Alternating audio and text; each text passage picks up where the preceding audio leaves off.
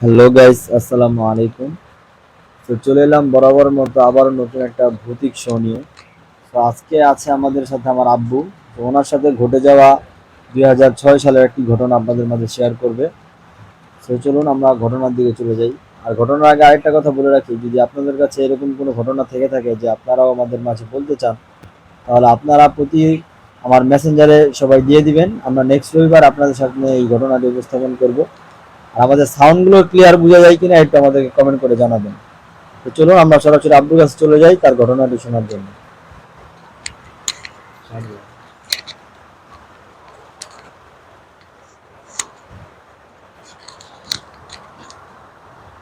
আসসালামু আলাইকুম রহমতুল্লাহ। আমার নাম মুর্শিদুল। আমার গ্রামের বাড়ি গাইবান্ধা, থানার সাদুল্লাপুর। আমি 2006 সালে 2001 সালে আমি ঢাকাতে বিয়ে করি। 2006 সালে স্বাভাবিক পারিবারিক কোনো সমস্যার কারণে আমি বাসায় না বলে গ্রামের বাড়ি চলে যাই।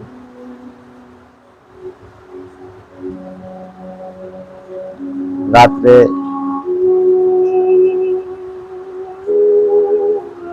আমাদের বাসে রাত্রে যখন গাড়িতে উঠি, আমার কাছে আমি রাত করে কোনো মোবাইল বা ঘড়ি এগুলো কিছু ইউজ করিনি, কিছু নিয়েও যায়নি লগে করে।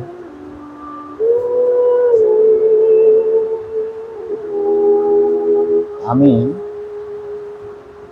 রাত্রে কয়টা বাজে আমাদের স্ট্যান্ডে নামায় দেয় আমি তাও জানি না। অন্ধকার রাত।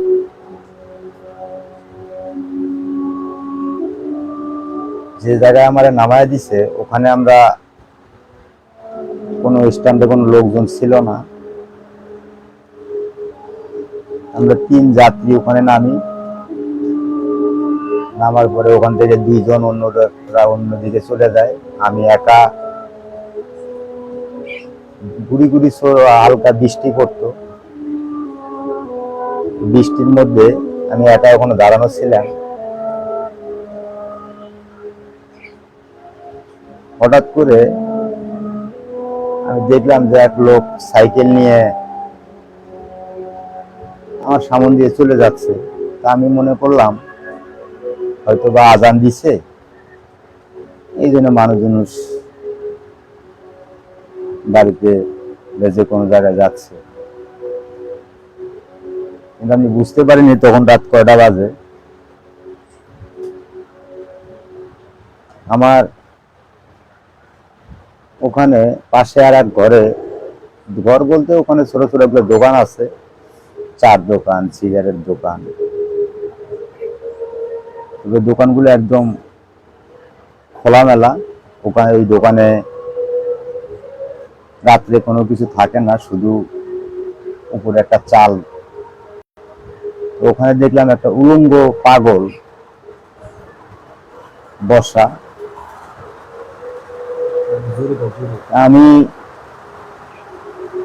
ওনার দেখে একটু ভয় লাগলো, এত রাত্রে পাগল মানুষ, আবার উলঙ্গ, কোনো পোশাক পাতি গায়ে নেই।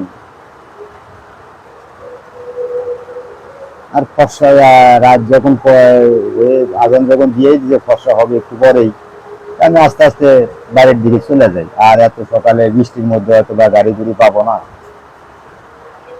এইটা মনে করে আমি আস্তে আস্তে প্রায় যেখানে আমার নামাই দিছে ওখান থেকে প্রায় 1.5 কিলো রাস্তা আমাদের বাড়ি যাইতে হবে। আমি আস্তে আস্তে একা একা হাঁটতেছি। আমি তো জানি গ্রামের বাড়িতে আজান দেওয়ানোর পরপরই যত কিছুই হোক মানুষ বের হয়, বৃষ্টি হোক আর যাই হোক। আমি এটা মনে করে আস্তে আস্তে হাঁটতেছি, যাইতেছি। কিছু দূর আসার পরে আমি দেখলাম আমার বাম সাইড থেকে একটা বিড়াল বাইর হলো। বিড়াল বের হইছে,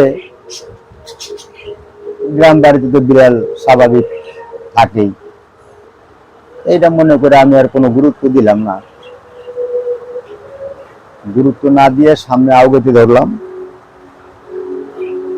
একটু পরে দিকে আর বিড়ালটা নাই।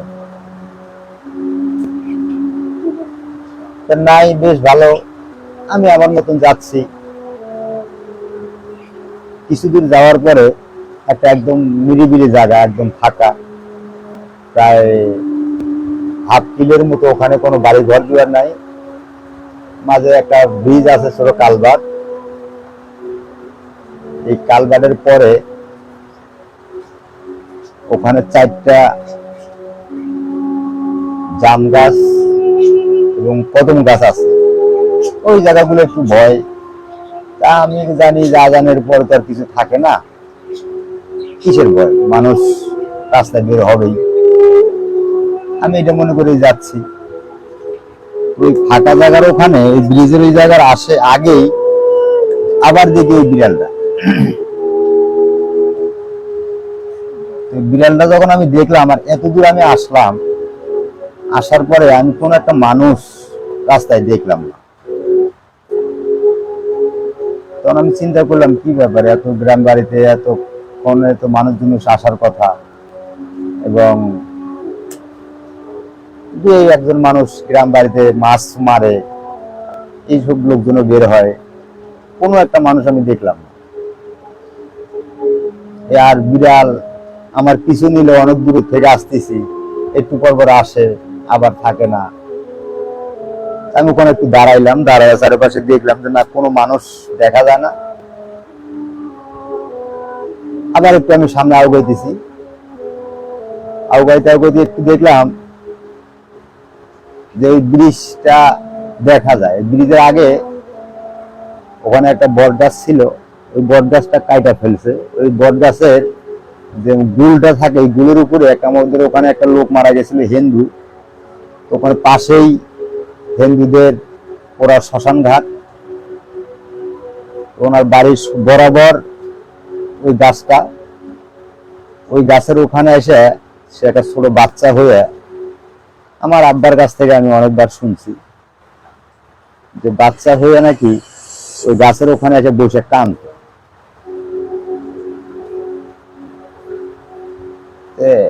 আমি আস্তে আস্তেই যখন মানুষজন দেখতেছি না, আর এই বিড়ালটা মাঝে মাঝে দেখা দেয়, মাঝে মাঝেই নাই, তখন আমার একটু ভয় ভয় লাগলো। ব্যাপার কি, একটা গ্রাম বাড়িতে মানুষ নাই, এবং আর এই বিড়াল কোত্থেকে আসলো, আমার পিছু নিল। আমি একটু সামনে গেলাম, যে ওই কথাটা আমার মনে হইলো যে আব্বা আমার বলছিল যে এখানে নাকি কোন বাচ্চা বসে বসে কাঁদে। বাস্তবেই আমি সামনে এসে দেখলাম প্রায় মোটামুটি 7-8 বছরের একটা মেয়ে, মাথায় কোনো চুল নাই, এমন ভাবে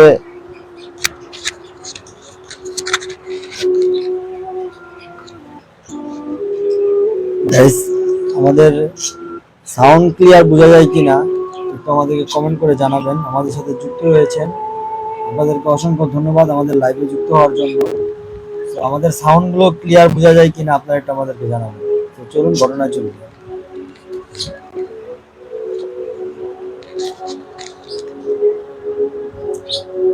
তারপরে আমি বাস্তবেই দেখলাম যে বাচ্চা এসে বসে কাঁদতেছে। সে হাঁটু বেড়ে মাথাটা হাঁটুর দিকে নিচা করে গুনগুন করে আস্তে আস্তে কাঁদতেছে। তখন আমার মনে হইল যে আমার মনে হয় আসমান ভেঙে মাথায় পড়ছে, কেননা আমি তো এর আগে কোনোদিন বাস্তবে এরকম কিছু দেখিনি। তখন পিছিয়ে যাইতে পারতেছি না, সামনেও আসতে পারতেছি না। আর ওই যে বিড়ালটা, ওই বিড়ালটা আবার আমি দেখলাম না। আমি ওখানে দাঁড়াইছি, আমার হাতে একটা লুঙ্গি ছিল, বৃষ্টি পড়তেছে, ওই লুঙ্গিটা আমি শরীরে একটু জড়া এলাম। এই জড়ানোর পরেই দেখি পাশে দিয়ে আমার বিড়ালটা ওই বাচ্চার কাছে সামনের দিকে আগাইতেছে। যখন ওই বিড়ালটা সামনে আগে গেল, তখন দেখলাম আমি বাচ্চাটা ওখান থেকে উঠে, এই যে হিন্দু লোকটা মারা গেছে বললাম, তার বাড়ির ওই রাস্তায় সে ডান দিকে নামে চলে যাচ্ছে। যখন ওটা ওইদিকে চলে গেল, আমি দৌড়াইয়া ওই জায়গাটা পার হয়ে সামনে আসলাম। আসার পরে দেখলাম, পিছন দিকে ঘুরে দেখলাম ওই মেয়েটা আবার ঘুরে এসে ওই গাছের ওখানেই সে বসলো। বসে আগে যা স্বাভাবিক যেভাবে বসছিল ওইভাবেই বসলো। এইটুকু দেখার পরে আমি আর ওদিকে না দেখে সোজা আমার বাড়ির দিকে, আমি সামনের দিকে হাঁটতেছি, আর পিছনে বারবার ফিরে ফিরে দেখতেছি যে আমার দিকে আসে কিনা। পরবর্তীতে সামনে যখন আমি আসলাম, আসার পরে ওই ব্রিজটার ওখানে সবচাইতে ভয় আমাদের ওই ব্রিজটা, আর সামনে যে গাছ চারটা আছে এই চারটা। কিন্তু এই জায়গাটার মধ্যে কোনো বাড়ি ঘর দুয়ার নেই, চারপাশে দোনো পাশেই, রাস্তার দোনো পাশেই আমাদের দেশে বিল বড়ুয়া বলে, এই বিলে কোনো মানুষ নাই। তখন আমি পুরোভাবেই বিশ্বাস করলাম যে না, এখনো আজান দেয়নি। আর আজান দিলে, আমার আব্বা আমার বলছিল যে আজান দিলে আর ওই সব জিনিস রাস্তায় থাকে না এবং দেখাও যায় না। তখন আমি ওই ব্রিজটার দিকে ফলো করতেছি আর সামনের দিকে আগাচ্ছি, আর ওই বিলাইটা চারপাশে খুঁজতেছি, যদি না বিলাইল আবার নাই। আমি একটু সামনে আগাইয়া ওখানে দাঁড়াইলাম। দাঁড়ানোর পরে চিন্তা করতেছি, এখন এখানেই দাঁড়াই থাকবো না কি করব। আবার বৃষ্টি একটু হালকা হালকা আর একটু বাড়লো, বাড়ার পরে আমার একটু বেশি ভয় লাগলো। এখন যে জোরে কারো ডাক দিবে, আশেপাশে যদি লোকজন থাকতো বা বাড়ি থাকতো, ডাক দিলে লাভ হইতো। আমার তো কোনো বাড়ি ঘর দিয়ে নেই, মানুষও পাচ্ছি না। তখন হঠাৎ করে আমি তখন ধূমপান করতাম, সিগারেট খাইতাম, একটা সিগারেট জ্বালাবো, এর মধ্যে দেখি আমার ডান সাইড দিয়ে বিড়াল আবার আমার ওভারটেক করে চলে যাচ্ছে। বিড়াল কিছুদিন সামনে আগানোর পরে আমি আর বিড়িটি না ধরে ওর লগে লগে হাঁটা শুরু করলাম। আমি সামান্য একটু দূরে আছি ব্রিজ থেকে, দৌড়ে আমার সামন দিয়ে দৌড়ে ওই কালবাটের উপরে যায় ওই বিড়ালটা বসলো। যখন বিড়াল ওইভাবে বসছে, তখন আমার চিন্তা করলাম যে আমি কি করবো, যদি আমার গায়ে লাভ দেয়। এখন ও আমার ভালোর জন্য আসতেছে বসে আছে না খারাপের জন্য বসে, তা তো আমি জানি না। আমি আবার একটু পিছনে দাঁড়াইলাম। মিনিট খানেক পরেই সে দৌড়াইয়া ওখান থেকে লাফ দিয়ে নামে আবার সামনের দিকে আহ্বান শুরু করলো। তখন আমি চিন্তা করলাম, জানি না আল্লাহ আমার ভাগ্যে কি লেখছে, হয়তো বা ও আমার ভালো চাচ্ছে। আমি ছোট মানুষ, এই কারণে হয়তো বা সে আমার সাহায্য করতেছে। এখন যেই জিনিসই হোক, অন্তত এই যে ফাঁকা জায়গাটা আমার তো পার হইতে হবে।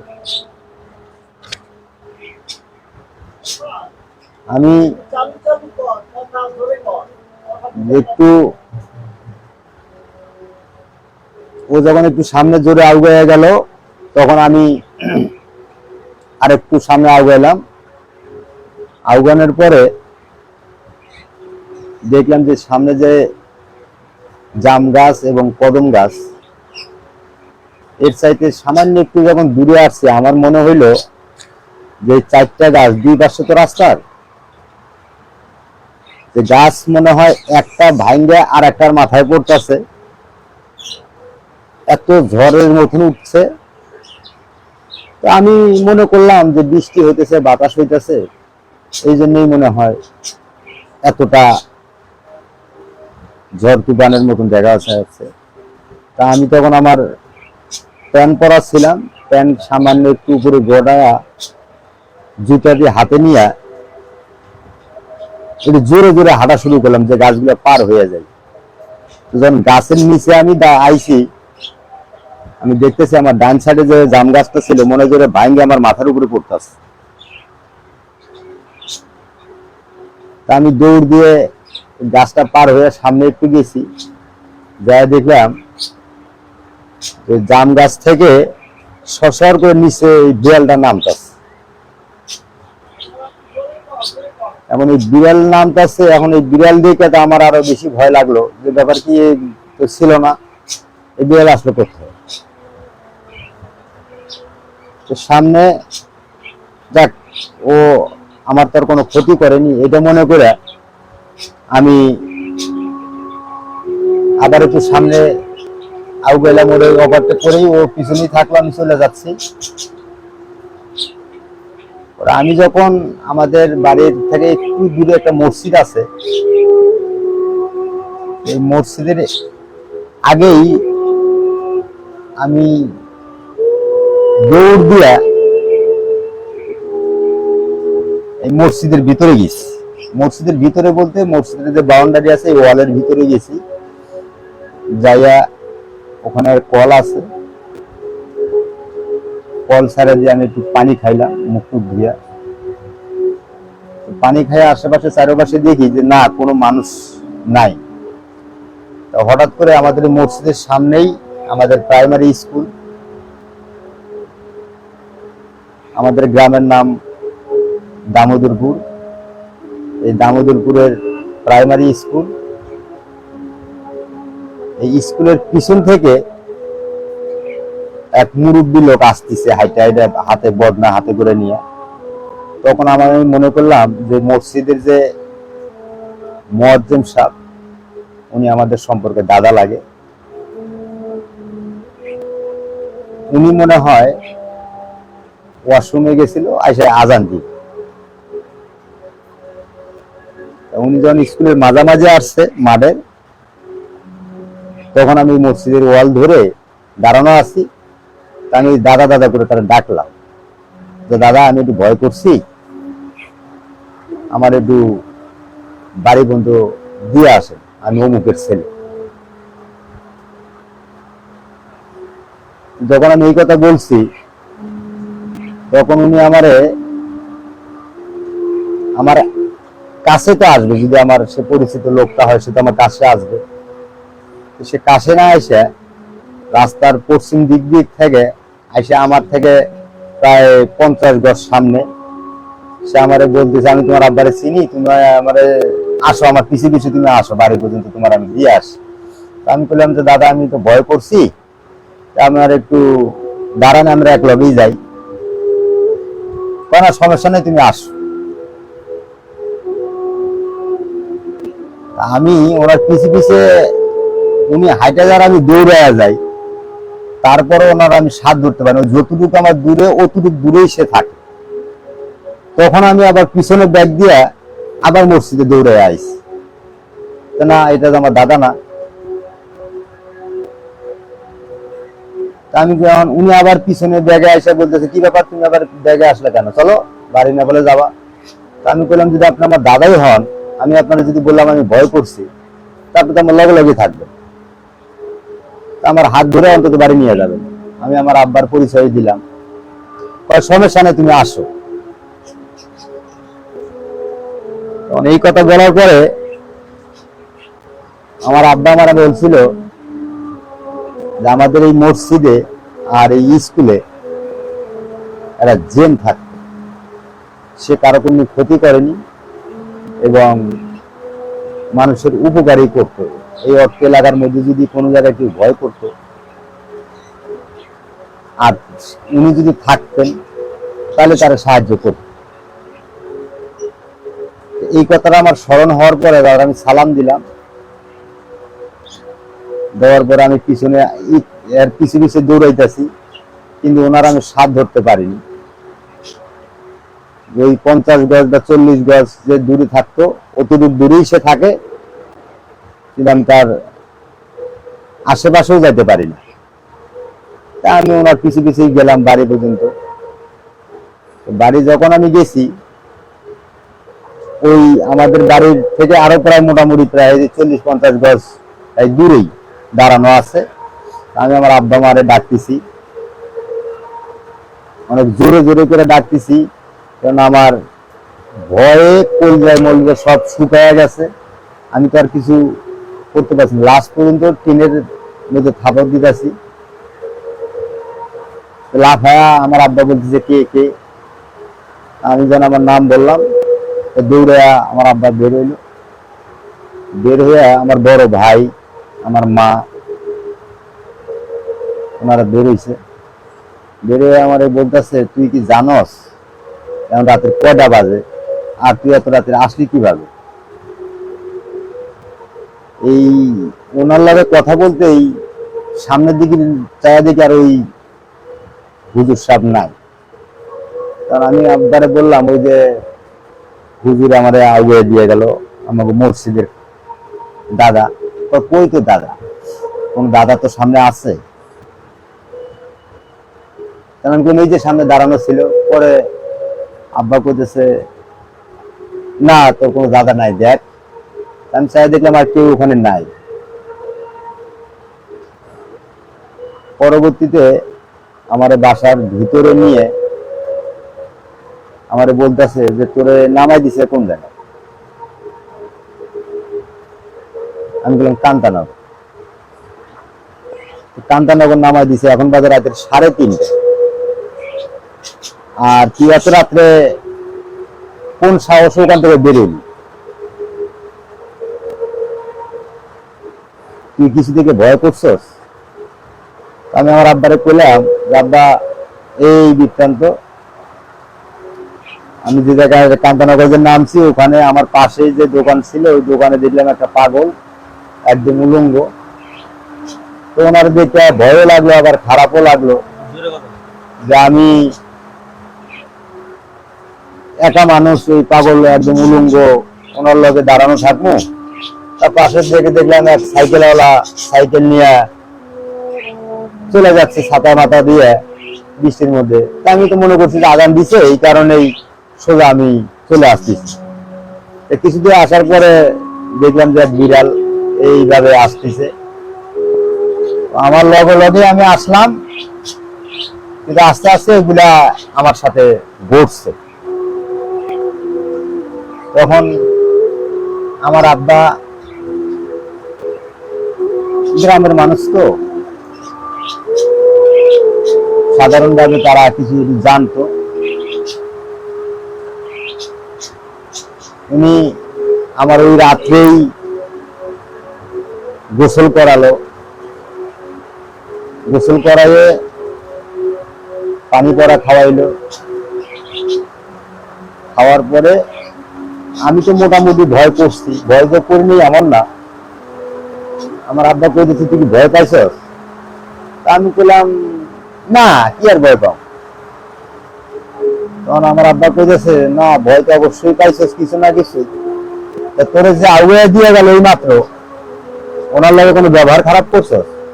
আমি বললাম না ব্যবহার খারাপ করছি না। ওনারা আমি যখন ডাকলাম প্রথমবার, দাদা দাদা করে ডাকতেছি আর বলতেছে দাদা আমি ভয় করছি, আমি অমুকের ছেলে, আমার একটু গাড়ি পৌঁছে দিয়ে আসে। কারণ উনি এই কথা আপনার নাম শোনার পরেই কিছুদূর সামনে যাইয়া দাঁড়ায় আমার ডাকতেছে। তা আমি তো মনে করছি যে জিন্নির বাপ আমাকে দাদা। ওনার কাছে যখন আমি যাই, যতটুকু দৌড়াইয়া যাই উনি আবার আরো অতিরিক্ত দূরে থাকে। লাস্টে আমি দৌড়াইয়া ব্যাগে আবার মসজিদে গেছিলাম। যাওয়ার পরে আপনার এই কথাটা মনে হয়েছে যে এই লোক উনি এখানে থাকে, তখন তারে বিশ্বাস করেই আমি আবার বেরিয়েছি। তো যখন আমি বের হই ওই মসজিদ থেকে, বের হয়ে একটু মানে হাঁটমু, এই সময় পিছন থেকে একটা আওয়াজ পাইলাম যে যা তোর ভাগ্যটা ভালো, আজকে তুই আমাদের হাতে বেঁচে গেলি, ছোট মানুষ। এই কথা বলার শোনার লগে লগে আমি তো আরো মানে আমার গলা দিয়ে আর কথাও বেরো না, এরপরে যে স্যাপ ফেলাম ওইটাও বেরোয় না। পরের দিন সারা রাত তার ঘুম হইল না। পরের দিন আমার লগে করে নিয়ে আমার আব্বা এক ফকিরের বাড়িতে গেল। সে ছিল আমাগো যে বাজার আছে বাজারের সুইপার, ওনার কাছে আমরা নিয়ে গেল। আমাগো অর্থ এলাকার মধ্যে উনি সবচাইতে বড় কবিরাজ ছিল, ফকির ছিল। উনি আমারে নিয়ে বসলো, বসার পরে আমারে অনেক কিছুই বলছে। প্রথম কথাই বললো যে তোমারে যে বিড়ালটা দিয়ে গেছে ওই বিড়ালটাই এই পাগলটা। ওই পাগল তুমি যদি ওখানে থাকতা হয়তো বা তোমার অনেকটা লাভ হইতো। তুমি বোঝনি অথবা অহংকার করছো বা ঘৃণা করে ওখান থেকে চলে আসছো। যদি না আসতা হয়তো বা তোমার ভাগ্যটা ভালো হইতো বা তোমারে কিছু বলার জন্য সে দাঁড়াইছিল, কিন্তু তুমি বুঝতে না পারে এই বিপদে পড়ছো।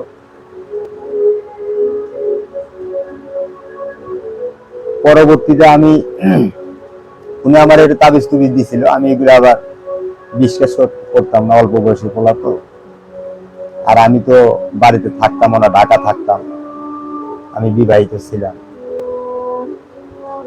27 দিন আমি বাড়িতে থাকছি, থাকার পরে আমি আবার ঢাকা চলে আসছি।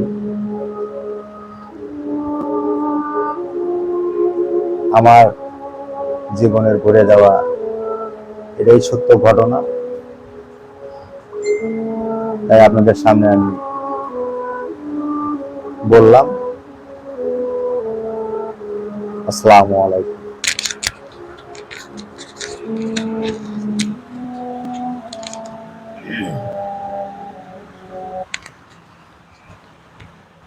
গাইস, এই ছিল আব্বুর সাথে ঘুরে যাওয়া একটি ঘটনা। তো আপনাদের সাথে ঘটনাটি শেয়ার করার জন্য অনেক ধন্যবাদ। আপনারা যারা আমাদের ভিডিওটি দেখছেন আরো বেশি বেশি করে আমাদের ঘটনাটি শেয়ার করে দিবেন। তো এখন লাইভে যারা যুক্ত আছেন তাদের সাথে বলছি, আপনাদের কাছে যদি কোনো এরকম ঘটনা থেকে থাকে যে আপনারা আমাদের মাঝে শেয়ার করতে চান, তাহলে আমাদের মেসেঞ্জার বক্সে গিয়ে আমাদেরকে কমেন্ট করে জানাতে পারেন আপনাদের ঘটনাটি। আমরা নেক্সট রবিবার আপনাদের এই ঘটনাটি আপনাদের মাঝে উপস্থাপন করব। একটা বলো। আজকের ভিডিওটি এই পর্যন্তই ছিল। আশা করি সবাই সুস্থ থাকবেন, ভালো থাকবেন। আসসালামু আলাইকুম।